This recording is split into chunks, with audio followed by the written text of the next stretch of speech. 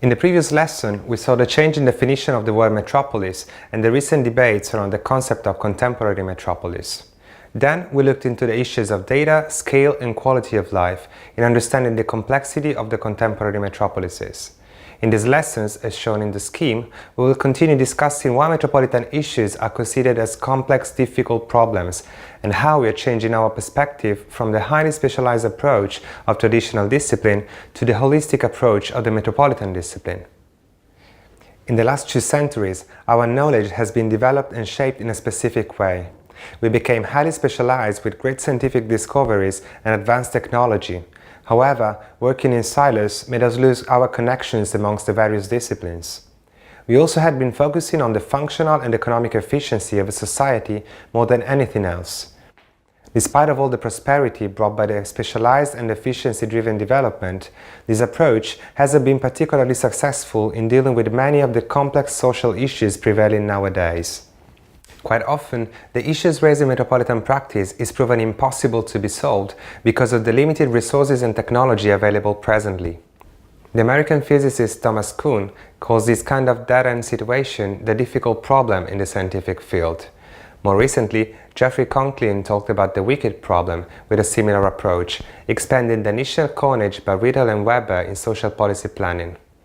These scholars point out that if we're not able to deal with the complexity within the existing discipline, we need to construct a new framework that provides a new perspective, a paradigm shift. What are the recurring challenges of metropolitan complexity, making the metropolitan issues difficult problems? Unfortunately, there is not a single answer to this question.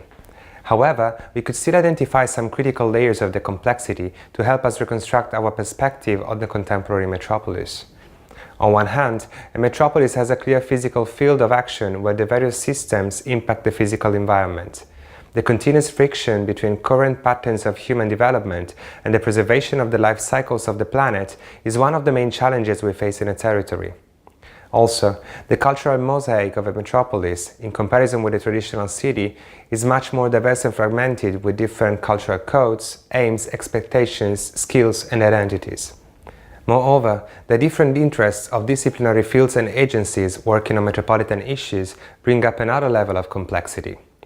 These metropolitan complexities are inseparable and therefore cannot be understood through the lenses of traditional disciplines. How can we structure the metropolitan complexity in a scientific way? Biology provides us with a helpful analogy when trying to understand a complex matter such as a metropolis. The Chilean biologists Umberto Maturana and Francisco Varela explains genome and phenome as the two fundamental structures in understanding the complexity of genetic studies. A genome is a complete set of genetic material of a living being. In a broad sense, we can think of the genome as the principles, the very essential rules, and the ideas that make an entity what it is. In our case, we can identify the basic conditions, rules, and principles of what makes a contemporary metropolis as genome. On the other hand, in the field of biology, phenome is a set of phenotypes expressed by organisms. Any phenotype has a basis in its genotype, but it may have influence from the environment.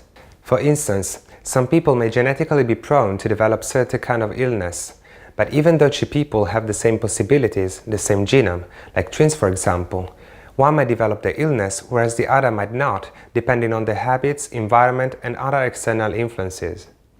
Some might think that we can work on all metropolises once we know the principles and generic rules. Of course, principles and generic rules are essential, but also the way they react in an environment with specific condition has a significant importance in the result of what the complexity is like in reality. It is important to focus simultaneously on both genome and phenome to investigate something as complex as a metropolis. The very fundamental question in shifting the perspective on the metropolis is, what is the goal of the people shaping and using a metropolis? After one of the historical periods of higher economic growth, humanity faces a new era of great complexity, uncertainty and risk to overcome the physical limits of the biosphere. Sustainability is a universal goal that needs to be reached not only in the environmental dimension, but also in the social, cultural, economic and institutional dimensions. This could be only dealt with a collective intelligence with a holistic framework and innovative tools. Another big question is how to reconnect the physical and economic measure with the subjective perception and social values in people's experience in a metropolis. In order to have a full spectrum of the metropolis, it is necessary to have new tools that can capture the synthesized view of both the spatial and mental map of a metropolis. In addition, a metropolis is a constantly changing and dynamic landscape. Instead of looking at it as a static object, it is important to focus on the constant change that is happening every day. Urban metabolism is an approach looking into the process of transformation, substitution, and maintenance of contemporary urban territories. We expand the boundaries to the physical, social, economic, and governmental dimensions to understand the full metabolism of the contemporary metropolis under the lens of sustainability. This implies considering the changes occurred to the typological and morphological paradigms of space and their impact both on private space and the variety of the public realm.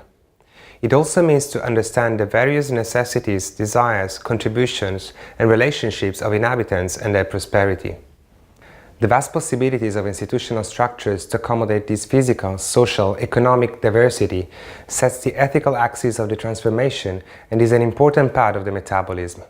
Metropolitan discipline is the new perspective of contemporary metropolis and the complexity of its issues with these approaches and questions. It promotes collaboration and contribution of scholars and practitioners all around the globe in shaping the genome and phenome of the metropolitan knowledge, as well as building new tools, frameworks, and methodology. The emphasis on the practice comes from the notion that the metropolitan discipline is not merely a branch of knowledge, but rather a framework for the reciprocal process of knowledge building and practical exposure. In the following lessons, we will investigate the main elements of the metropolitan discipline, the collective intelligence, framework, methodology, and the tools.